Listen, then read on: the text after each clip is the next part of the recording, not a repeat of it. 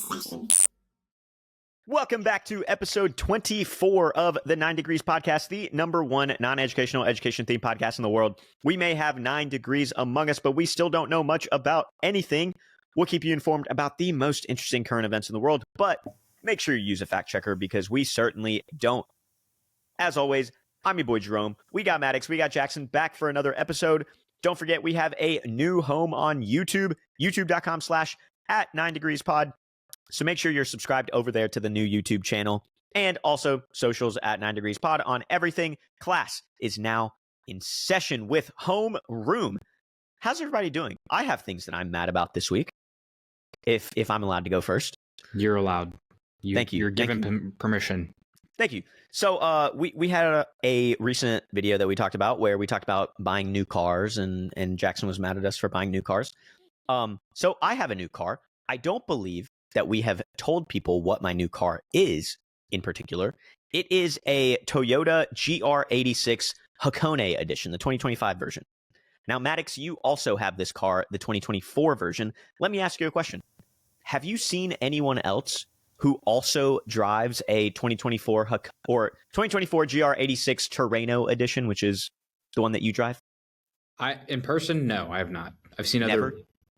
Well, let me tell you, this is why I'm mad today. Because the audacity of someone to live within a 20-mile radius of me and have my exact same limited edition car, that's insane, first off. Also, I see this car, and I wave at the guy, doesn't wave back.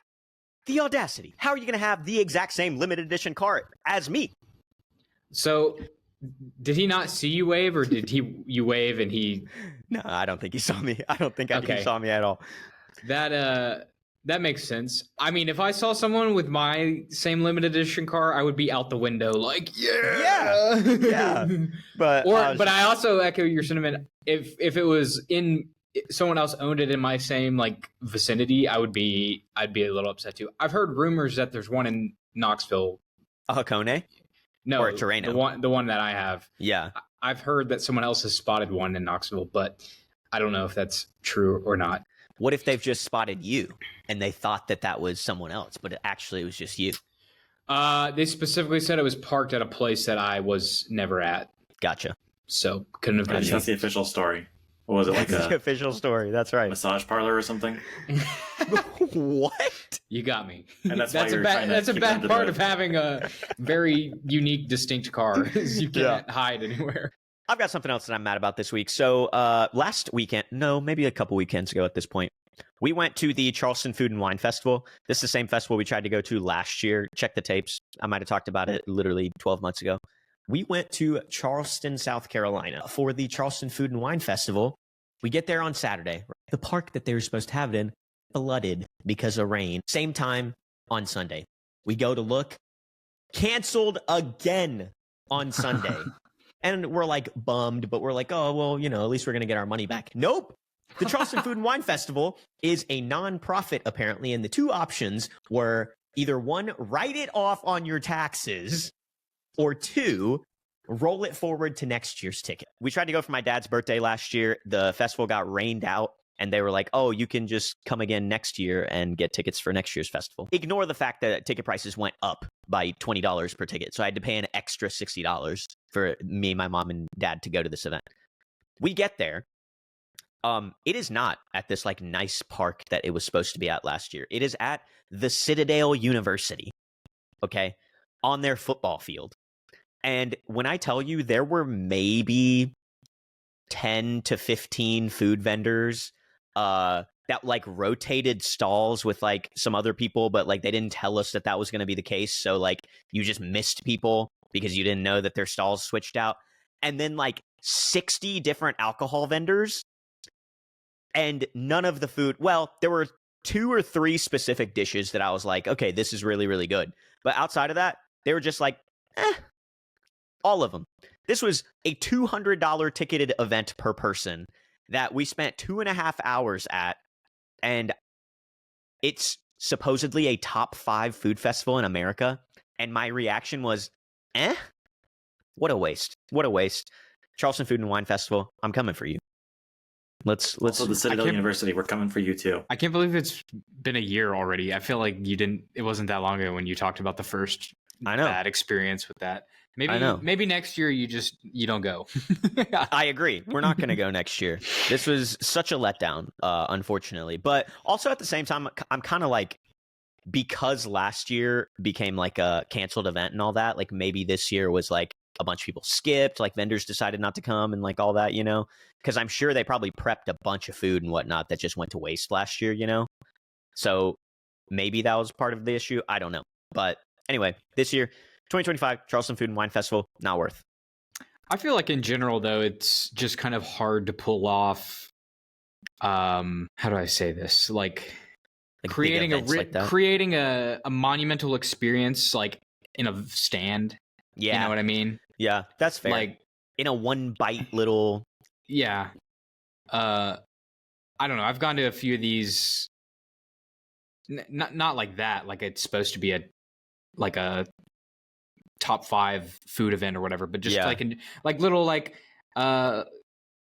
margarita, like where the local like in Chattanooga they had local margarita competition and stuff, and it's like fun, but it's not, none of them are ever like, whoa, this is like actually the best margarita ever, you know. It's just like everyone just has like a margarita and they put a little twist on it, and it's fun, but it's not like I don't know. Like, again, they're literally just set up in vendors trying to serve 100,000 people in a couple hours. Like, I don't know. And maybe that's the move. We've got to go to like lesser tier events that are just meant to be fun and not meant to be like bougie and whatnot, you know? It's an expectations problem. You're right. That's exactly what it is. But anyway, those are my gripes. Jackson, Maddox, any gripes for you guys this week?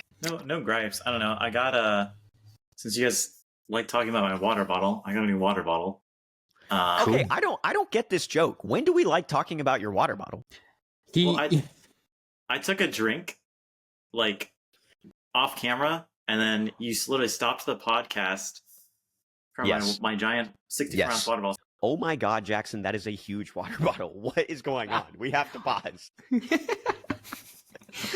Sorry, I was just getting a drink while you were telling your story. What are you a bodybuilder? What's going on? This is just my half-gallon water bottle. You don't have to fill it up as much. You're in your apartment. Just get a cup. So I got a different 64-ounce water bottle. This one's like, the reason I got this one is because I'm trying to get away from using plastic in the things that I put in my body, you know? Sure. So I went to metal. It's pretty good. It's like, it keeps the water really cool. Quick question real quick though. What's the lid made out of? Sounds like plastic to me. Yeah, exactly. Okay. Anyway, keep going. But no, I don't know. Just I don't know. What do you guys how much plastic do you have in your, like, that you put your food and your water in? I don't know, because that's like a thing that some people are conscious about, is like decreasing the amount of plastic you use for your like food containers, things like that. Yeah, I personally don't think about it that much. That being said, like, most of my Tupperware, if not all of it, is like glass. The tops are plastic, I guess, but the part that you actually put in the microwave is all glass. I've got stainless steel, like not mugs, what like water bottles, like you're talking about. But I don't really think about it that much, because I also heard that, like, if you live in a city and you're like walking and whatnot, apparently you'll just inhale way more microplastics just from someone breaking their car in front of you than you could consume in like a week. So I don't really think about it that much.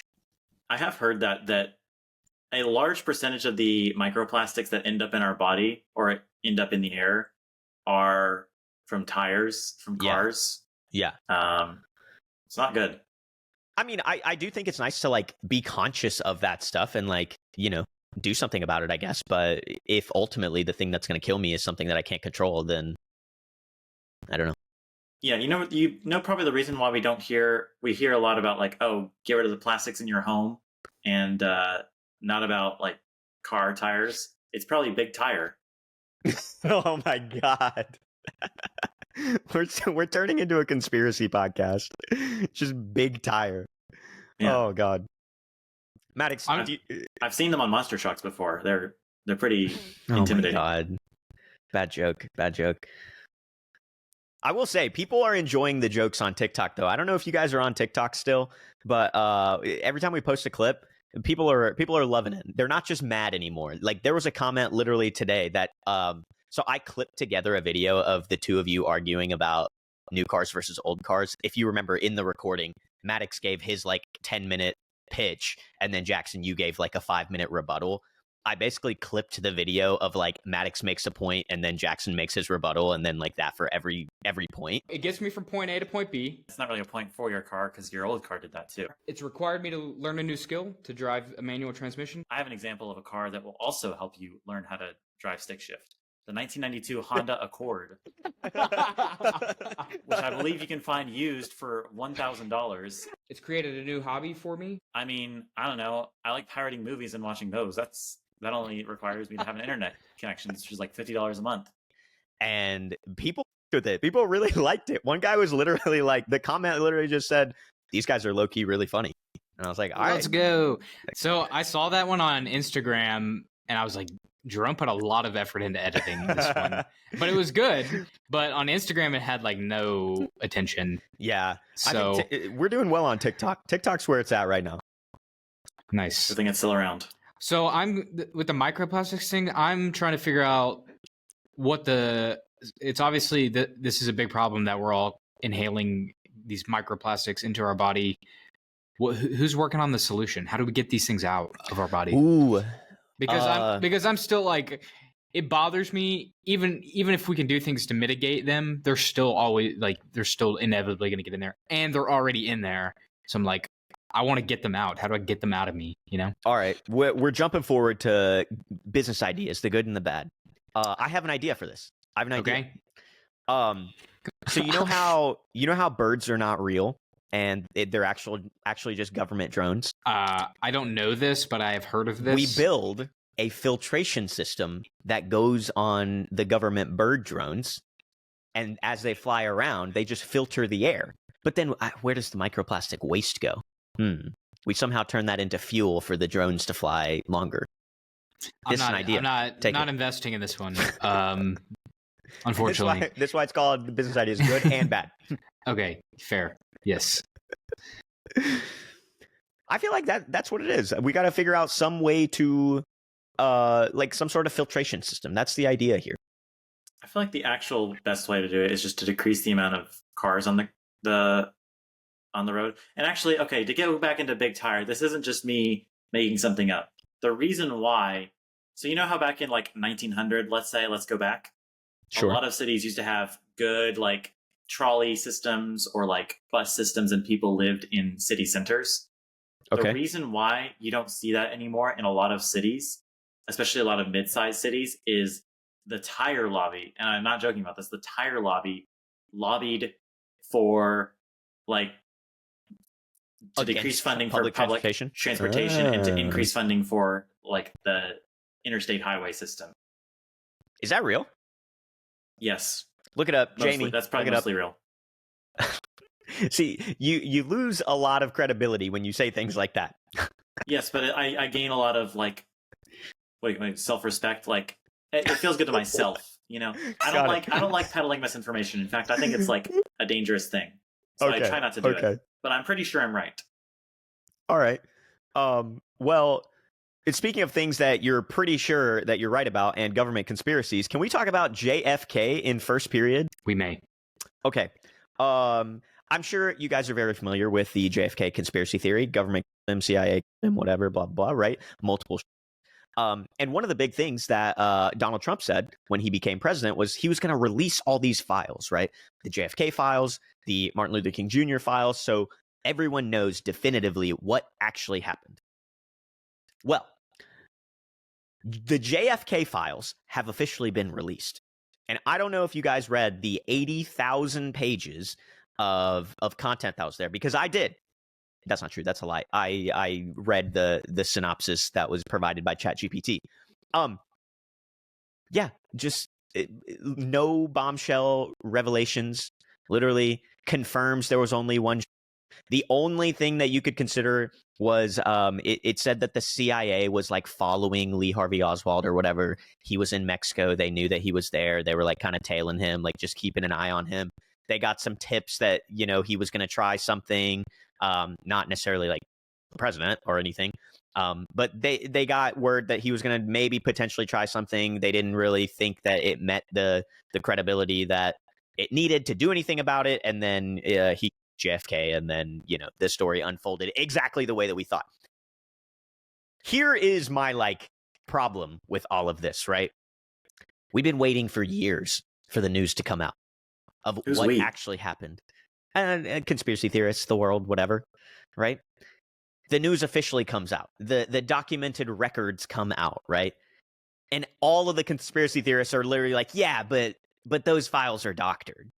That's not real. Like, why would the committee that's looking into JFK's death, if they were involved in it, why would they release what actually happened? And I'm like, okay, so if we can't believe what the truth is, the president of the United States is telling you these are the true files, and you can't believe it, you're still going to believe a conspiracy theory, then okay, we can't do anything about it. You're just a conspiracy theorist, and you're going to be that way forever. Yeah, that's a fair point. It's like, it's just dumb.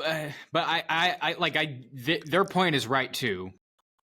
You know, like, if right, but then let's just toss it up to we're never gonna know, right? The only reason I felt so strongly about this was because I felt like, as a campaign platform or whatever, like, I feel like Donald Trump just got like a lot of support in, oh, he's gonna tell us the truth, he's gonna release all these files, and we're gonna know so much. And then the second that he does it, I mean, he did what he said he was going to do. Like, so props to him. He did it.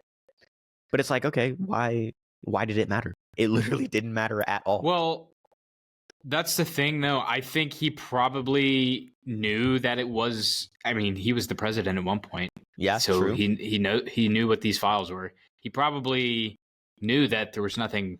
Just an easy win. Yeah, and so he gets all this support by revealing the truth, but he knew that it wasn't anything that was going to change the perspective of this situation. Right. So I've, on this podcast for a long time, I've been an advocate of evidence-based, analysis and decision making. I do that a lot with like money and money management, things like that. And chiropractors. So here's the thing about conspiracy theories.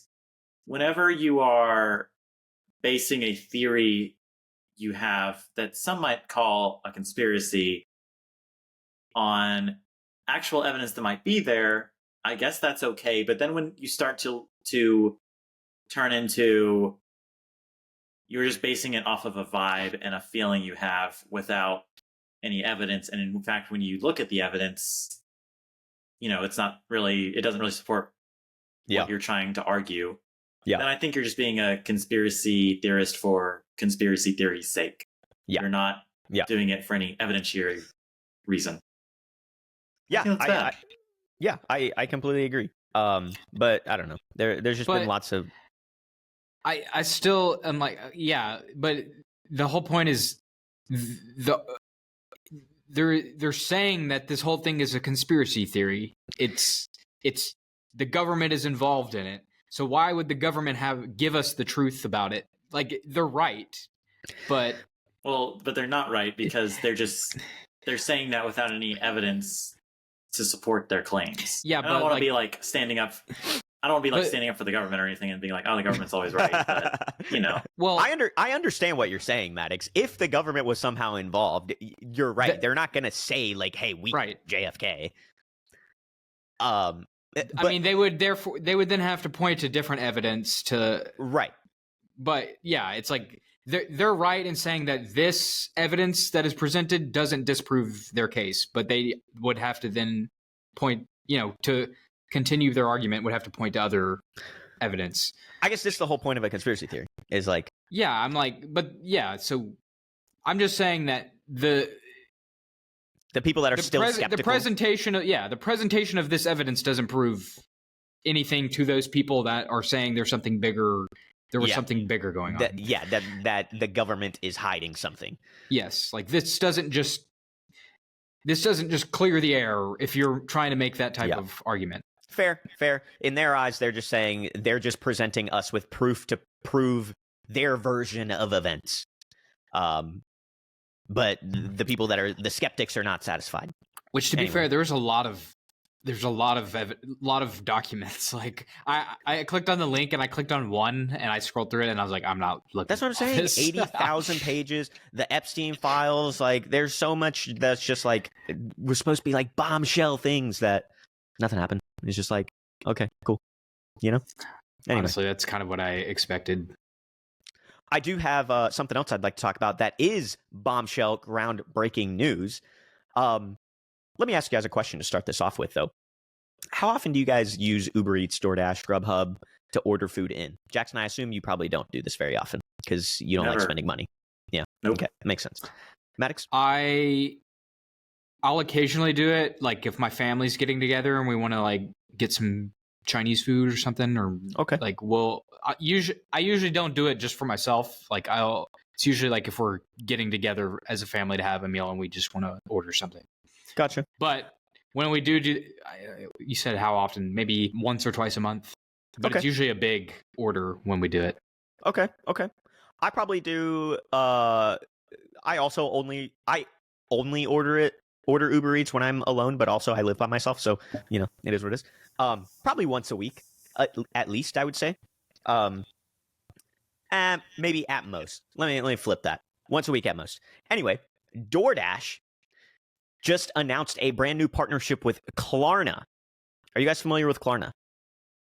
They are the fintech platform, call it, that allows customers to break up payments into 4 equal installments at 0% interest, right? So, AKA, DoorDash is now allowing you to pay for your DoorDash order in 4 equal installments over the course of a month or whatever it is. And the official statement from Klarna is this is to provide a more convenient time to pay, like when you get your paycheck. What are your immediate thoughts here? I see a glaring problem. Is that I feel like I don't want to like do people's personal finances for them, but it's like I feel like if you're living paycheck to paycheck, you're not making enough to pay for Uber Eats in one fell swoop. I feel like that's not the approach to your food consumption. I feel like let me make a counter. Let me make a quick counter. Okay, Uber Eats is a very convenient thing, right? Or DoorDash, right? Is a very convenient thing. It is a very regular part of our young adulthood culture and society now, I would argue. This is just offering young adults a way to go about their everyday life without having to worry about, do I have $40 to make this one order? Instead, I can split it up into 4 $10 installments. And, to Maddox's point, maybe they only do it once a month. So $10 a week for a month is better than $40 right now, because maybe they get, paid every week or something. Does that change your thoughts? I feel like people need to learn how to be themselves and not just to do what everyone else is doing. Just because it's part of our, 20-something culture doesn't mean that's how you have to live your life, Okay, so there's kind of 2 separate things going on here. One, if you cannot pay for your DoorDash and you need to finance it, you probably shouldn't be DoorDashing. You could just go to the store, or you should probably go in and like buying the most efficient grocery haul that you can buy. Rice and beans, like cheap. On the other hand, this is from a finance perspective, cash flow is everything, right? Facts. So if you can defer the cost of your groceries or your food consumption at no interest rate and keep that money invested compounding, this is a very smart thing to do. Maybe you're putting that extra $10 into FanDuel, into March Madness, and you're going to hit it big. Yes. You need that $10 to stay in this bet. Exactly. You can't spend that on your DoorDash. Because... Now, here's my question though. Your thought of if you don't have the money and you need to finance DoorDash, you shouldn't DoorDash. To what level can we extrapolate that? Because would you extrapolate that to Walmart used to do like layaway? I don't know if they still do it like back in the day, but you used to be able to lay away like a Nintendo Wii, which is like $250. You could hypothetically make that same argument. If you need to lay away a Nintendo Switch, like maybe you shouldn't buy a Nintendo Switch. And then you could say, if you need to finance a car, maybe you shouldn't buy a car. You know what I mean? You could keep going. Yeah, there definitely is a what is this, like a moral or like judging? Are we judging people just because they're trying to finance a small amount of money as opposed to a large amount of money? You know what I mean? I think objectively, financing the smaller the amount of money you're financing, it makes it worse. Well, to me though, door dashing is a luxury. It's not a necessity. Like, this is a good point. This is a good point. A lot, yeah. The food is a necessity. This is a good point. Because the immediate intimate or sentiment online is the exact same thing that we're all saying. Financing DoorDash? Like, what are you talking about? Are you crazy? And I agree with that sentiment as well. But then now talking about it, I'm like, are we just like judging people that are poor? Like, because that's a thing that our society does a lot. But you make a good point. DoorDash specifically is a luxury. If you have to finance your food at Walmart or something, maybe that's different, right?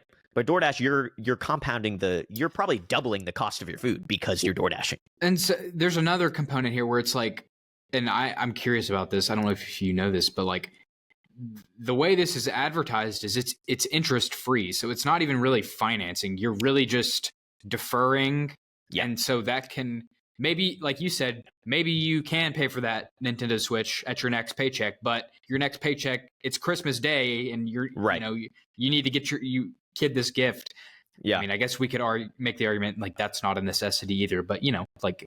Yeah, for sake of argument. Yeah.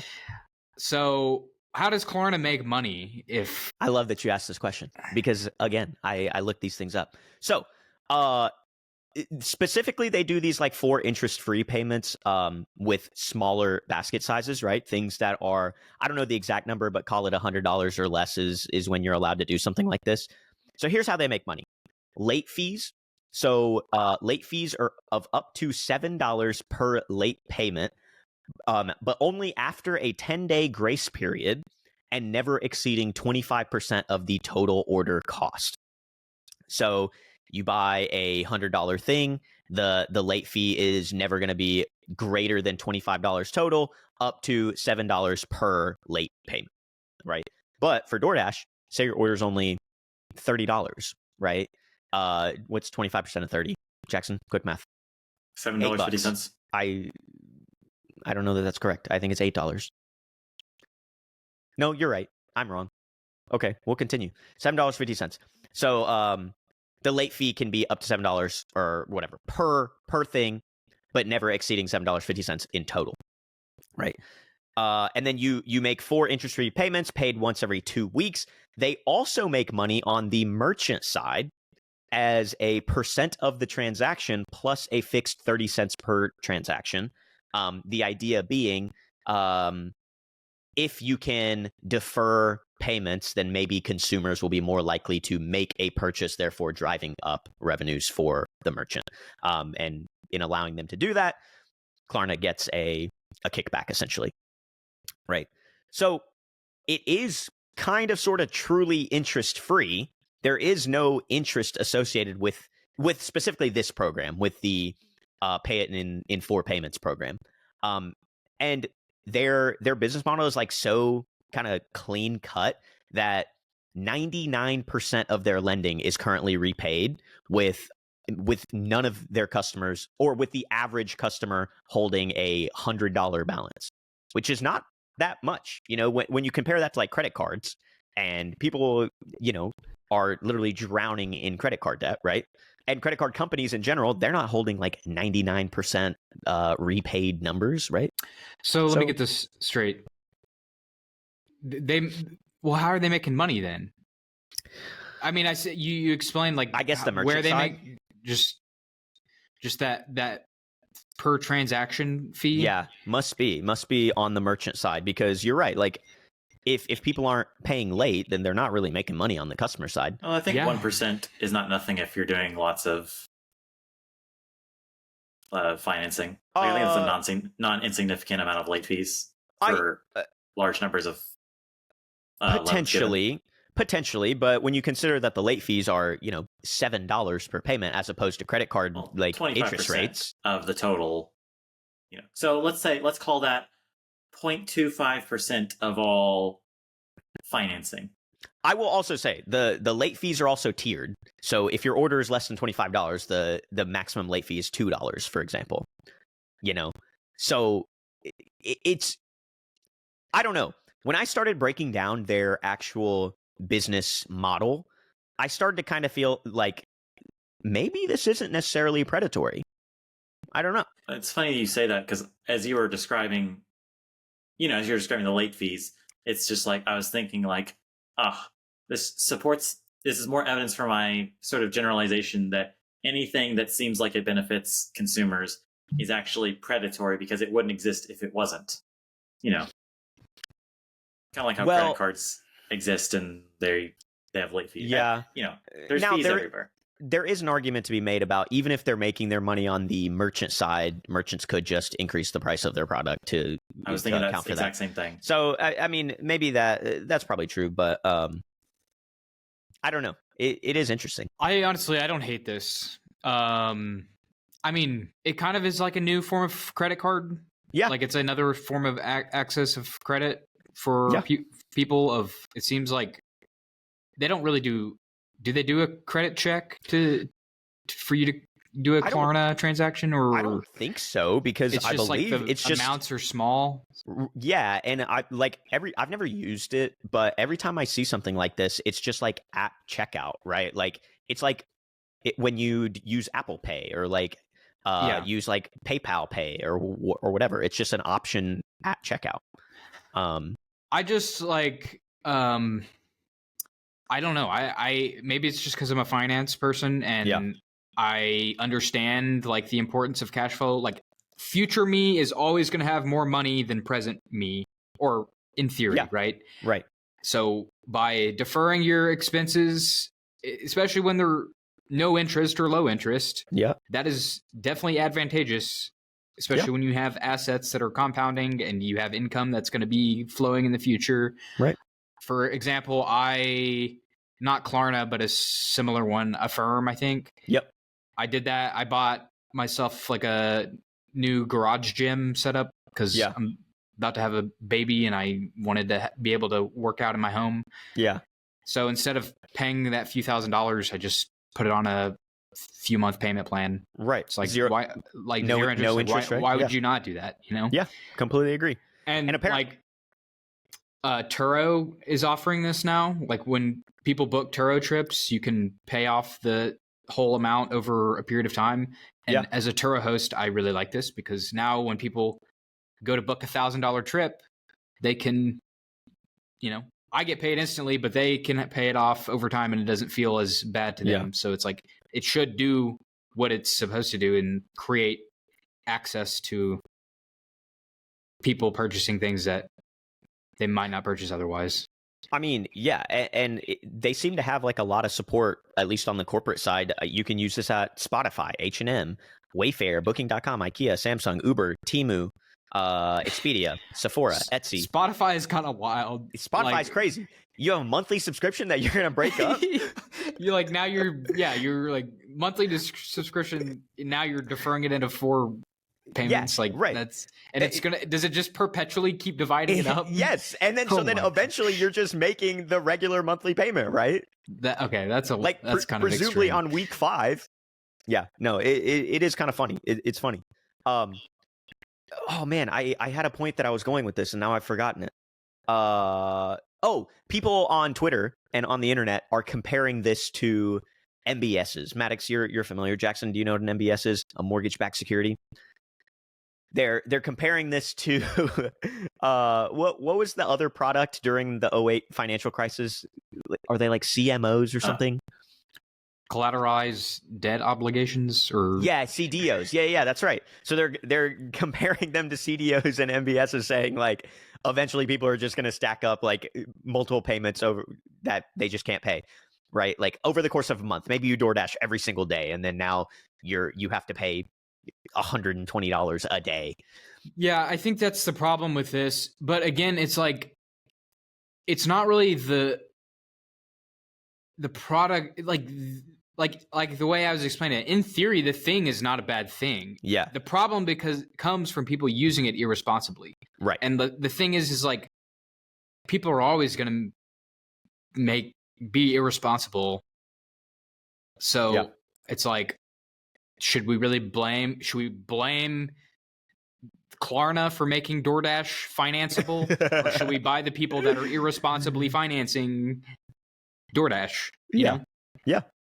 No, I'm with you.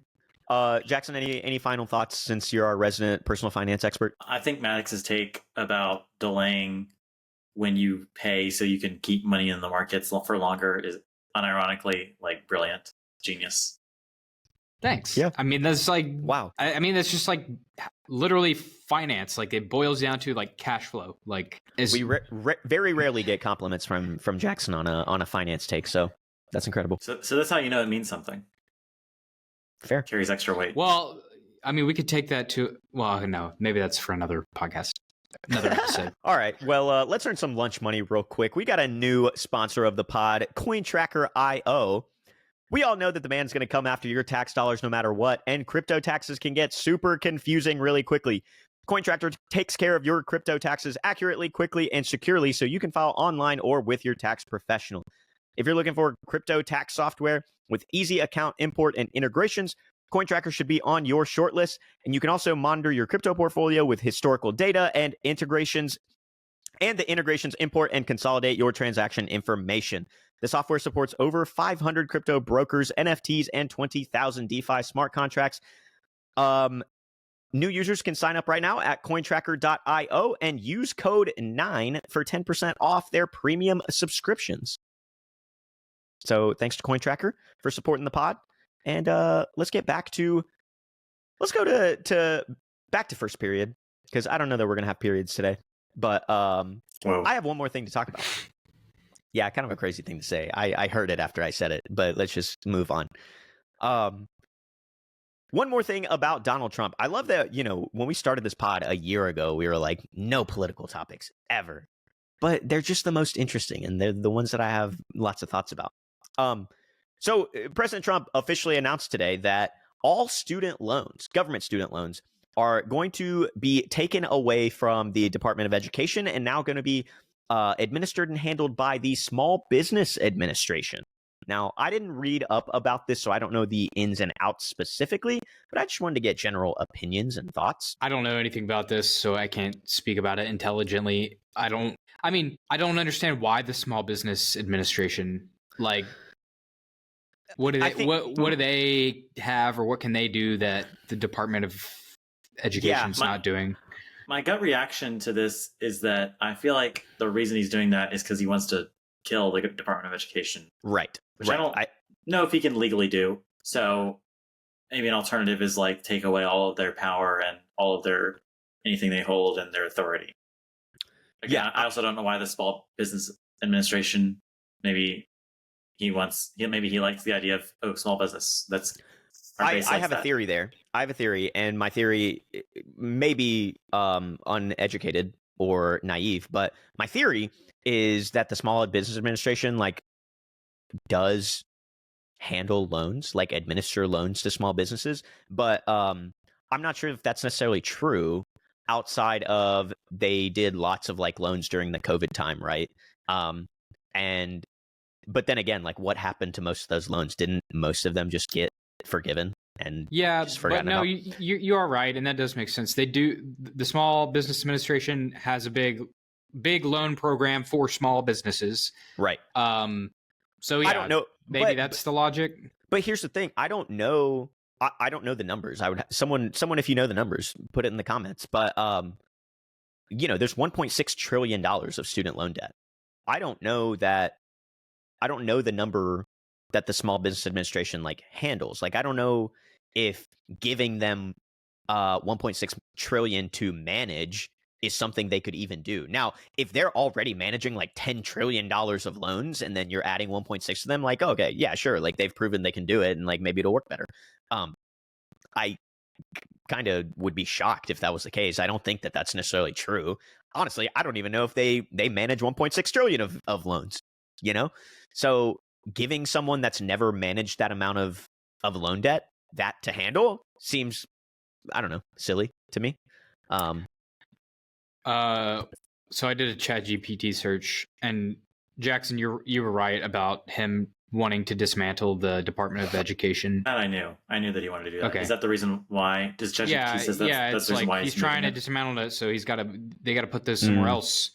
You can't dismantle the debt of the people. I don't see why not. Yo, that would have been crazy if he was like, let's dismantle the Department of Education. Also, all student loans are just they're going away. That would have been fun. ChatGPT says that critics argue that the SBA may not be equipped to handle the complexities of student loan management, potentially leading to service disruptions and financial harm to borrowers. What did you boys say? What did your boys say? On the podcast, actually. Also, additionally, the SBA's announcement of a 43% workforce reduction has intensified apprehensions about its capacity to manage the extensive loan portfolio effectively. Oh my God. Well, I will say this, Maddox, I know your student loans are on pause still. I assume if it goes to the SBA, they will no longer be on pause. I don't know. You're right. I don't know. That's kind of why I said I'm interested in following this, because I thought that maybe that was what his objective was, is to get those rolling again as part of a way to start bringing generate income. Yeah, right. I mean, that makes sense. But where I was going was, since we know that the SBA can just write off loans, aka COVID, maybe they'll just write off all our student loans and we'll all be happy anyway. Well, so going back to our Klarna discussion, that's why I personally am not making an effort to pay down my loans when I don't have to, because one, as I explained, they're at a very low interest rate, so it doesn't. Oh, we got Kiki. We got our resident podcast cat. So, why would I put money toward that when I could put it in a higher returning asset? Yeah. Also, just there is a non-zero probability in my head, and maybe I'm assessing the probabilities wrong, but that these could get forgiven at some point. Yeah. So why am I trying to pay them off as quickly as possible when the longer we go out in the future, the higher the probabilities get that they might get forgiven? I completely agree. On my government loan specifically, I just pay whatever my monthly minimum is. And so I'm letting it run. I don't, like I said, mine are paused, so I don't have a minimum. If I had a minimum, obviously I'd be paying the minimum. Right. But above and beyond that, given the interest rate they're at, if they were like credit card interest rate level or something. Yeah. Or I think private loans are have. Mine are a little higher. Yeah. Yeah. So maybe that's not the right approach, but just, I don't know, a hot take, or maybe not a hot take. I don't know. I agree with you. Jackson, were you going to jump in with something? I thought I heard you say something. What was I going to say? I forgot. That's fine. Well, yeah, interesting. I agree with you. I think we should follow this and just see what happens. Maybe the Department of Education won't be around by the end of this presidency, and we'll see how that goes. I'm already here, reading stories and stuff about how students are using ChatGPT a lot more in colleges and in high schools and whatnot, and they're losing a lot of critical thinking skills apparently. So, but ChatGPT is gaining them, so they should be okay, right? Well, actually, the counter argument was someone on Twitter said something along the lines of well, my granddad grew up on a farm. He needed to know how to be a farmer. I don't need to know how to be a farmer in the same way as I don't need to be able to critically think anymore. I just need to know the right questions to ask chat. And I was like, I agree with this. I think that especially when the older generation is not learning how to use these tools in the way that we are, you are becoming valuable to employers and that type of thing by knowing how to just use this tool to complete tasks. Yeah, I completely agree. I'm still horrible with ChatGPT and AI in general, but I'm getting there. I'm learning, I guess. Speaking of AI, one more topic to talk about. Tesla. Jackson, you wanted to talk about Tesla. What's going on? Why are you hating on Tesla again? I'm gonna ignore that comment. Okay, first thing is, I know it's not recess yet, but I have a pop quiz for the two of you. Can you guess? So, Tesla's been going down recently. Mm-hmm. You agree, right?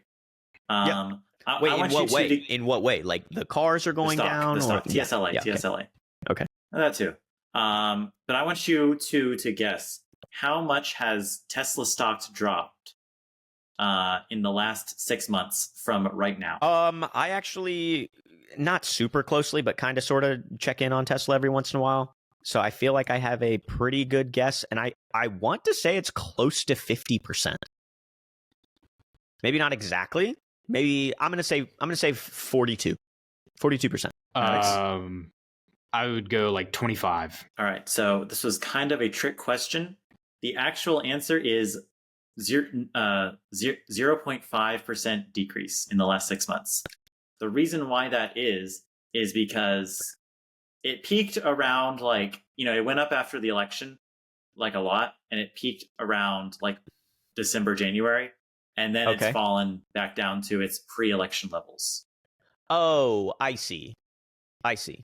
So because of your 6 month time frame, it was pre the huge spike.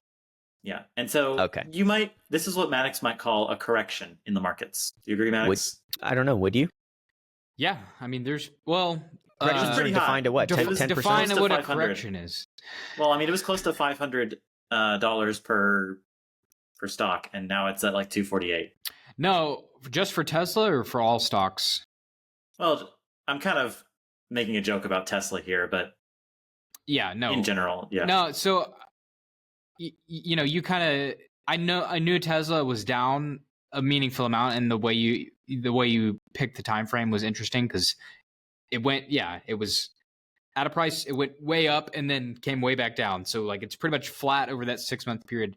But I just measured it from the peak, the highest point in that 6 month period, it's down like 50%. Like from that high point. But this is this is from what the narrative that I've been talking about on the podcast. We had what have we had over that 6 months? We had Trump getting elected, who's closely associated with Elon, and the expectations of the consensus expectations across almost everyone, or the way that people were investing their money suggested that Trump being president was going to send stocks to the moon, going to be great for growth, deregulation, great for the economy. So, we watched that big rally into all stocks, and obviously it was built into Tesla a lot because Trump and Elon's relationship was probably a part of that. And then, as we've seen, we've seen all of that money that got poured into stocks based on that notion, all of that unravel. Yeah. So yeah, a correction, if you will. A correction, yeah, a correction because those expectations were wrong, and as reality played out, people come to the realization those expectations are wrong, and therefore the prices have to readjust. The question is, what's next, though? Who did not have to make a correction? One Mr. Professor Maddox Southard, because you have stayed true to your initial thoughts, and they've played out correctly. Which reminds me of a mantra that we used to have in high school. I don't know if you remember this, Maddox. Oh, man. But it was rule number 1, shut the f up and listen to Maddox. And if you had, you'd be doing well right now. I'm just saying. Before we move off, go ahead. Wait, yeah, no, sorry. That was kind of like a little side note I wanted to talk about. But what I actually wanted to talk about is something that happened this week in that we had the Commerce Secretary, the U.S. Commerce Secretary of Commerce, whose name I don't know, and whose name Jerome will look up right now while I talk. He went on either Fox Business or CNBC, one of those money news networks, and he actually promoted TSLA, Tesla stock, and he said, "Whoa, everyone listening, go buy Tesla stock." My question first to Maddox, actually I'll ask first to Jerome, is Howard Lutnick is his name. Howard Lutnick did in fact do that. So my question to you, Jerome, is: would you buy Tesla stock after hearing the U.S. Commerce Secretary say go buy Tesla? Well, no. Because I don't listen to anyone that's not Maddox in terms of stock advice. Sorry, not advice. Stock opinions and entertainment value. No, but that's weird. Would I personally, if the question is, would I personally buy Tesla because Howard Lutnick told me to buy Tesla? Well, I also am reading all these news articles about people throwing Molotov cocktails at Teslas at dealerships. So, like, no, I don't currently want to buy Tesla stock. Anyway, Maddox, what are your thoughts on that? What do you think the outlook of the stock is based on that factor? So, I mean, I'm always, well, for the most part, I'm looking at the big picture and what the outlook is for all stocks, not individual stocks. That being said, I do have views on certain individual stocks. For instance, I think like in this environment, I'm mostly bearish on all stocks, but for instance, like gold stocks or like energy stocks, like commodity hard asset related stocks, those are stock, like I separate those out from the bearishness of all other stocks. But Tesla goes into just like that's well, okay, because when you say stocks, you're talking really about the S&P 500 or similar, like the stock market index. And what is the stock market index mostly comprised of right now is like Tesla, Amazon, Google, like the big mostly tech stocks. So when I say I'm bearish stocks, like that's what I'm referring to.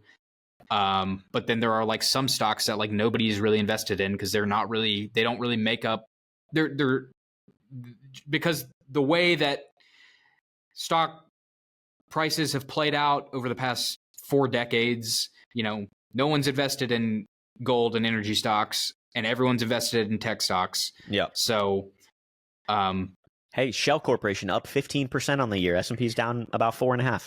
Yeah. So I mean, I think that if you're going to be invested in stocks, that's a better place to be invested in stocks. But I still think that I am hoping that there's a big Tesla rally or rallies in all of these. I think there are rallies at the dealerships. People are. it's pretty lit. I'm going to be excited for any big rallies that exhibit a sense of people getting hope that we're coming out of this new big picture environment that we're in to get very, very short these things again. So, I mean, like right now I'm bearish, but like, Tesla being down like 50% in a course of like a few months, I'm not like pounding the bid trying to short that thing.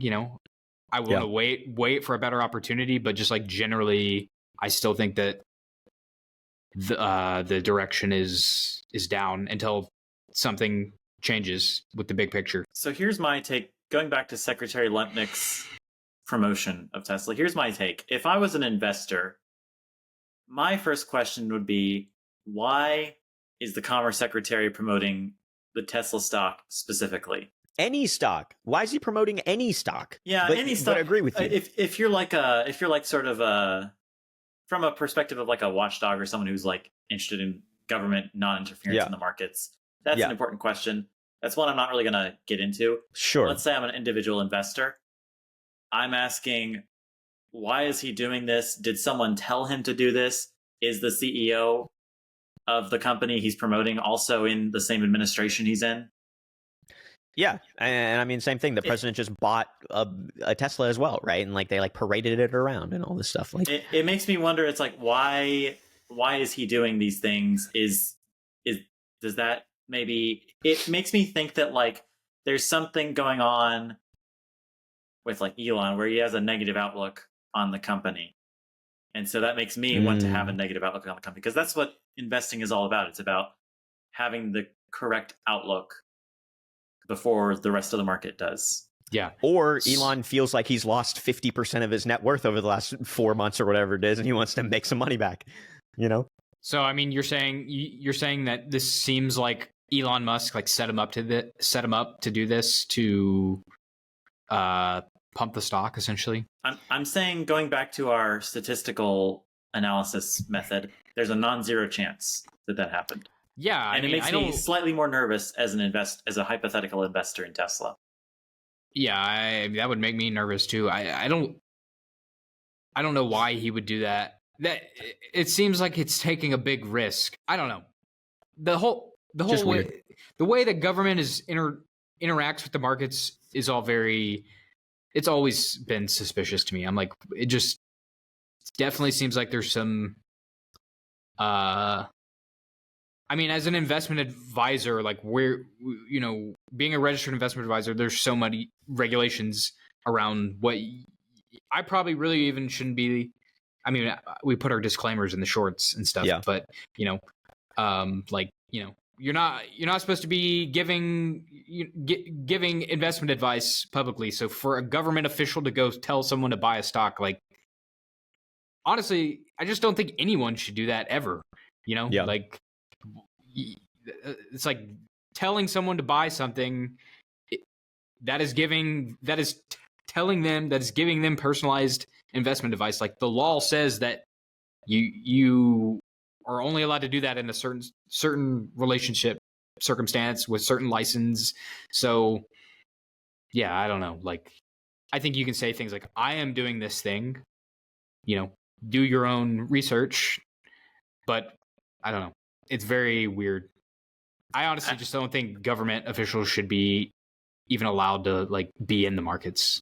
Actually, I will disagree with you in one way there, Maddox. I very much appreciate when Jerome gives me financial advice. The reason why is because I find that when I do the opposite of what he says, it's generally a money-making strategy. What the heck? What just happened? What just happened just now? I honestly, I was going to say, though, if there's anyone that is willing to say, hey, you should do this, I would take the other side of that way quicker than I would do what they said. Just in general. Because anyone that actually has any actionable investment advice is not going to be telling someone else to do it, Yeah. Like, explicitly, that's like what, that's like charlatanism. Yeah. I don't know. Yeah. Let's move on into recess. Our findings of the funniest and dumbest memes on the internet that we come across this week. Wow, I feel like I'm doing a really bad job at reading things off my screen today. I just have one thing before we sign off, but I'm going to text it to you guys, so check your phones right now. So I just saw this graph the other day on Twitter, and we'll put it up on the screen here. But basically, it just said stocks work best at night, and it was this chart essentially. In blue, it shows stock returns during the trading day, versus the pink is stock returns at nighttime. Yeah, thanks, Jackson. I did say that we were going to put it on the screen, but I appreciate it. But yeah, I don't know. I just wanted to get your thoughts, Maddox. Initial thoughts. Is this actually how things work? Because retail traders like us, well, two thoughts. Retail traders like us, we can't trade at nighttime until recently. Historically, we haven't been able to trade at nighttime and whatever.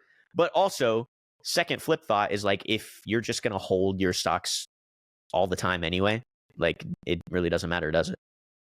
Yeah, because by holding, you're essentially getting the overnight return of the stocks. I think I'd seen this too. It is interesting, but I think that it's kind of a reflection of, intraday trading. It's a lot of games. Market makers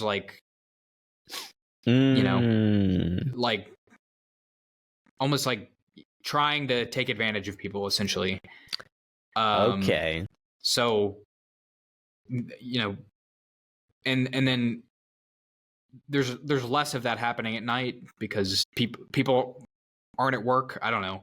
I mean, most market making algorithms are algorithms, so they're not actually there. But there's just less liquidity at night, so less trading going on. I don't know. It's interesting, but so effectively, this isn't really when I first saw this, I was like, oh, people that are able to trade at night are getting an unfair advantage. That's not really what this chart is saying at all. This chart is actually saying don't day trade or don't like intraday trade because look, like it's not worth it.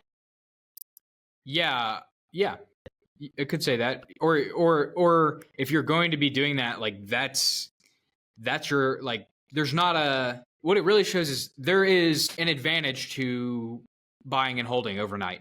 You should expect to generate a return on your investment. There is not inherently that in trading intraday. Gotcha. So if you're going to be trading intraday, you have to be. If this is the average return of an intraday, if the intraday returns of stock, like you have to be smarter than everyone else intraday to be able to make a return by doing that. That makes sense. Just because I feel like Jackson didn't get any time in recess, I do have one more. How about this? The Colombian president, Gustavo Petrojas, recently said, cocaine is no worse than whiskey, and it's only illegal because it comes from Latin America. Jackson, thoughts? I've heard that analogy used for marijuana and alcohol. Alcohol's pretty bad. Okay, so just for everyone who doesn't know, which is most everyone, I don't drink. Not for like several years anyways. Neither do I. Well, okay, you guys had really bad problems, we get it, and then now you're in the program and you're getting better. I've been sober 6 months.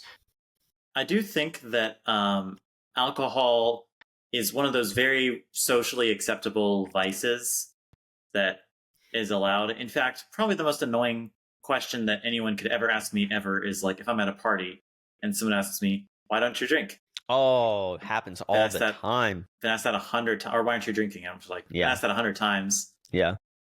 I don't have a good answer for you. It's like, I don't know, for my health, and I just don't really, there's other things I'd rather do. So, yeah. I mean, we talked about this on the Bureau episode. Yeah. That being said, probably better than cocaine. I'm just going to go on a limb. I don't know. I'm thinking about...